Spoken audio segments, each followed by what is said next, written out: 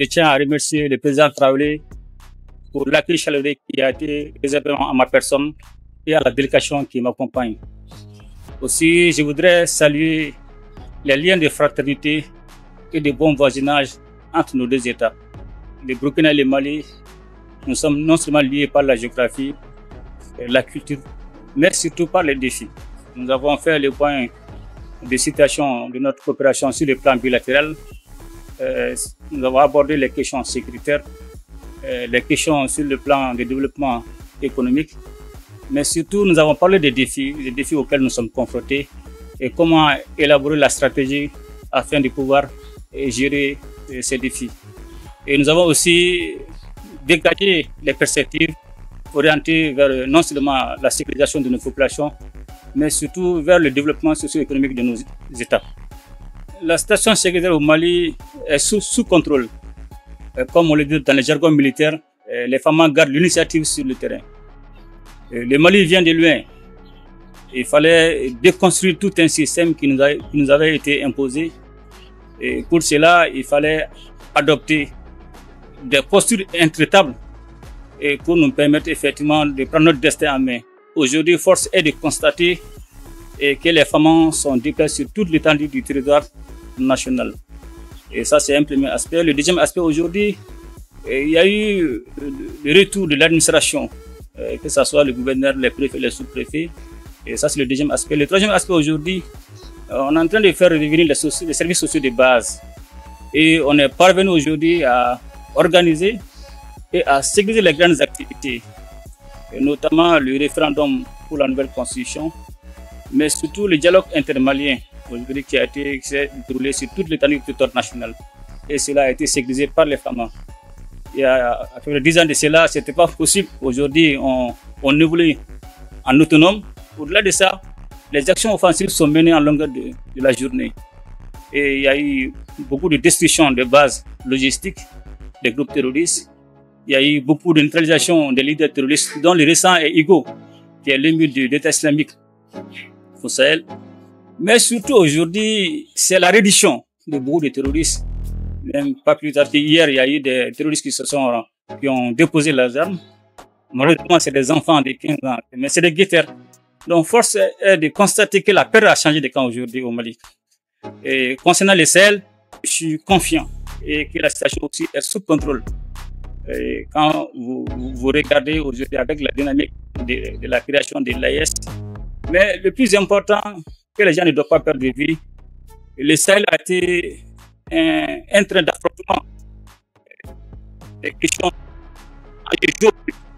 géoéconomiques et géostratégiques des pays, des puissances étrangères, et dont nos pays sont victimes aujourd'hui de ce train d'affrontement.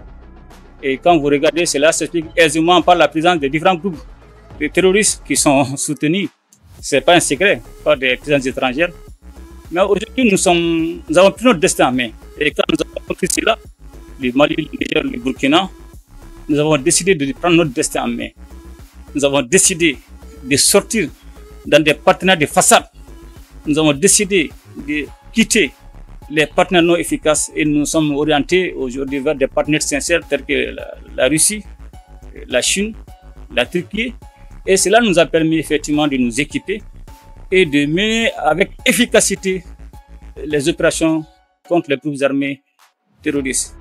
Et dans le cadre de la création de l'AES aujourd'hui, on a une très bonne dynamique au sein de nos 3 États. Et cette dynamique nous permet aujourd'hui de mener des opérations de façon conjointe.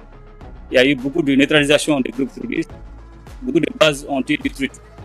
Donc pour vous dire aujourd'hui, c'est vrai qu'il va toujours y avoir cette délation, cette communication que j'appelle le terrorisme informationnel médiatique, qui va essayer toujours de nuire à nos activités, à nos succès.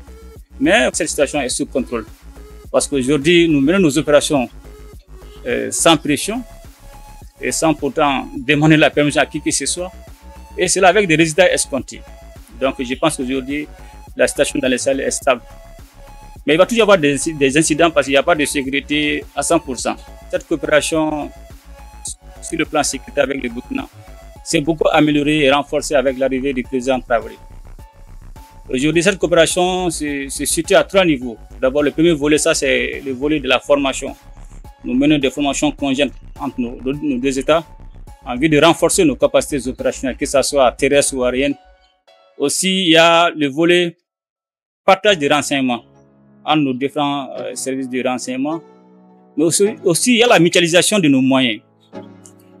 L'une des difficultés dans le cadre de la lutte contre le terrorisme, ça c'est d'abord il y a la porosité des frontières, mais la difficulté principale, ça c'est le droit de poursuite. Mais aujourd'hui, ce droit de poursuite, c'est un acquis au niveau de nos États. Et aujourd'hui, le Burkina est autorisé à mener des opérations, à poursuivre les terroristes sur le territoire malien. Et les femmes aussi sont autorisées à mener des opérations, à poursuivre les groupes terroristes à l'intérieur du Burkina Faso quand cela est nécessaire. Nous avons cette dynamique et que nous devons continuer à renforcer. Le terrorisme aujourd'hui est devenu un enjeu géopolitique dans la main de certains partenaires stratégiques. Ce défi de la lutte contre le terrorisme aujourd'hui qui est manipulé, financé par certaines puissances étrangères, aujourd'hui est loin de répondre aux aspirations de nos populations. Raison pour laquelle nous avons décidé non seulement, comme j'ai tantôt dit, de quitter dans des partenariats de façade, de s'organiser entre nous, de mutualiser nos moyens. Nous savons aujourd'hui qu'aucun pays ne peut faire face seul face à la menace terroriste. Nous avons besoin de mutualiser nos moyens. Nous avons besoin de partager les informations. Vous le savez comme moi, il y a eu beaucoup de leaders terroristes qui ont été tués au Burkina, au Mali, au Niger. Et dont le plus récent est Igo, qui a été recherché par l'armée américaine. Mais aujourd'hui, que nous sommes parvenus à neutraliser avec succès. Donc, c'est pour dire aujourd'hui, nos destins sont liés et on a pris un chemin de non-retour. Que cela soit clair.